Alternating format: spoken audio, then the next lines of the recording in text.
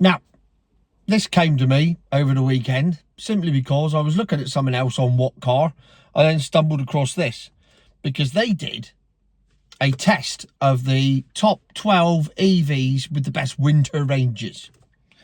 So they take 12 EVs off to a track and then they drive them at all different speeds and they stop start and then they do a bit of 30 mile an hour, a bit of 50 and then a bit of 70 to represent motorway driving. And so I thought, oh, I'll have a look at this and see if there's anything interesting that comes out of it. Well, there were several things that came out of it that were interesting, but one thing that supersedes everything else, and I will get to that forthwith.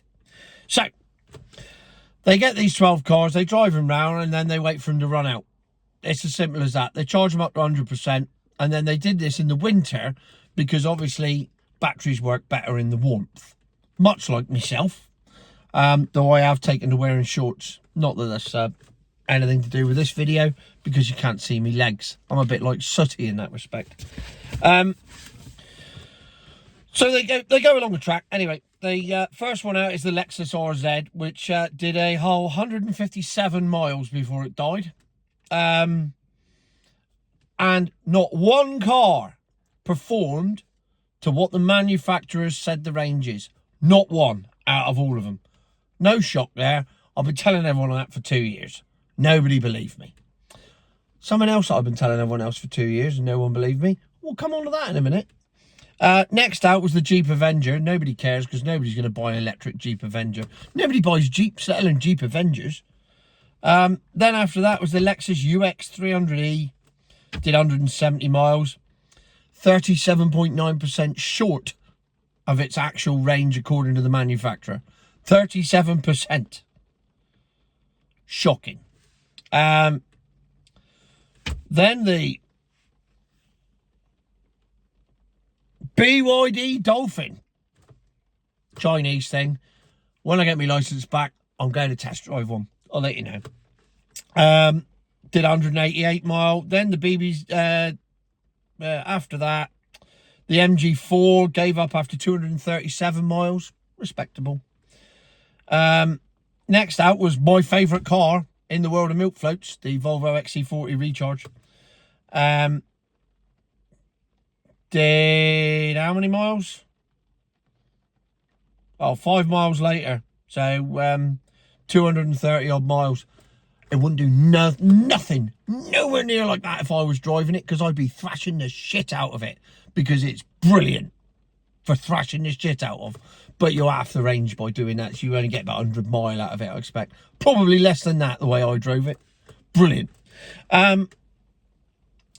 Then, weirdly, the BMW i5 did 253 miles. Then the ID7, 254 miles.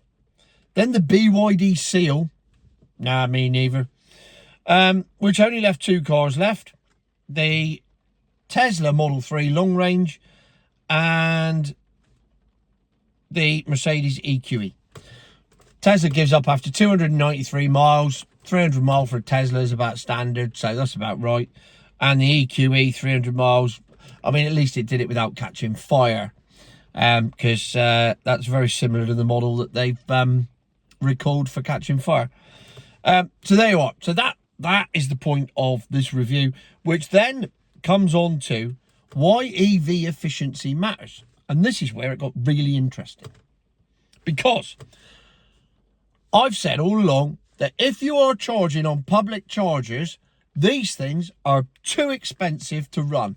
They cost an absolute fortune to run on public chargers. And now in the media it's saying that people don't like charging them on public chargers because they cost too much money. But not everyone can charge them at home, because not everyone has a driveway.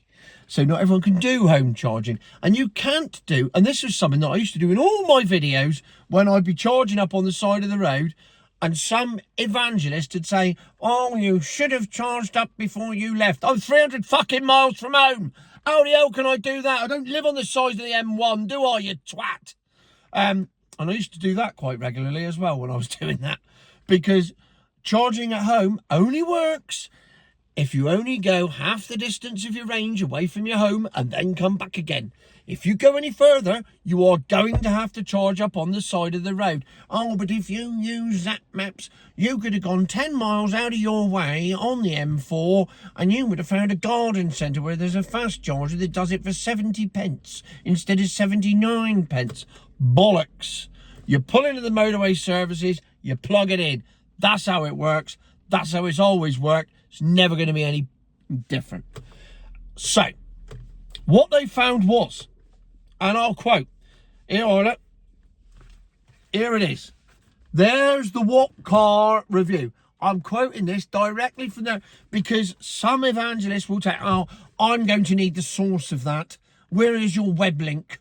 I don't watch your videos. I don't care for you. I know everything about you and I criticize everything you do, but I don't watch your videos. Of course you fucking do. Shut up. So there it is. That's it. On whatcar.com. And it says, if you were to charge it up exclusively at home at a cost of 29 pence per kilowatt, oh, my tariff is much cheaper than that because I subscribe to blah. I don't care. This is the example they're using. This is what we're going with. 29p per kilowatt, you'd spend 742 quid for every 10,000 miles of driving. If you were to charge it at a public charger at, let's say, 79 pence per kilowatt. 79 pence per kilowatt is the standard rate across the whole of the motorway services, has been for a year, or if not longer, and was even advertised as fact. When I came back from Liverpool the other week, we pulled into Gloucester services because we proper middle class and we wanted to buy some organic vegetables. So we pulled into Gloucester services. That's not why, we just needed a piss. There it was, advertised, all their chargers, 79p, 100% green electric. Because if you're going to Gloucester services, that's the type of pretentious shit you care about. So 79p. Now, if you were to charge up your Tesla for the 10,000 miles at 79p, it would cost you 2,021 quid for 10,000 miles. And this is Whatcar's figures. It's right there. It's right there. I'm just reading. So, I thought, that seems expensive. So what I did then was, I did some sums. And so, I went on to the Exeter Services website, because that's the nearest motorway services to me, to see how much their diesel is right now. And it is 169 a gallon. A litre. Sorry, not a gallon. Which is 7.30 a gallon. So, I then thought, if I take your average diesel car, and I'm talking bang average here, we'll go 45 to the gallon. Over 10,000 miles. That's bang average. We all know that there's plenty of cars out there that do better than that. But let's be fair. The Tesla 3 is bang average for consumption. So therefore, we'll pick a bang average figure, 45 to the gallon. Now, if you were to do 10,000 miles at £7.30 a gallon, that equates to, get me book for me calculation, £1,621.48. What's that you say? So according to Whatcar's figures, which I've checked and are accurate, and according to my figures, which I've checked and are accurate, if you drive 10,000 miles in a Tesla, it's going to cost you 400 quid more than it is in a diesel. I thought the whole purpose of electric cars was that they are cheaper to run. If you're using public chargers, which if you ain't got a driveway, you ain't got a choice, you've got to use public chargers, and you're using rapid chargers because nobody wants to stick around for 7 hours to charge their car up in a public car park. So if you're driving up and down the motorways of Britain and you're charging your car in the motorway services and you're doing 10,000 mile a year, it's going to cost you 400 quid more in cash, plus an extra 40 minutes every time you do it. Hey? Let's say you do it 5 days a week, 48 weeks of the year. call it 45 minutes a day. So that's an hour and a half, that's 3 hours. So we'll round it down, we'll call it 4 hours a week. 48 weeks of the year, because you have 4 weeks holiday where you tow a caravan down to Cornwall, I expect, and block the fucking roads up. But I bet you use a diesel for that, not your milk float. 48 times 4, 192. So not only are you 400 quid worse off, you're 192 hours of your life worse off as well. Plus what you spent on cost of coffee while you're waiting for your car to charge. Let's not forget that.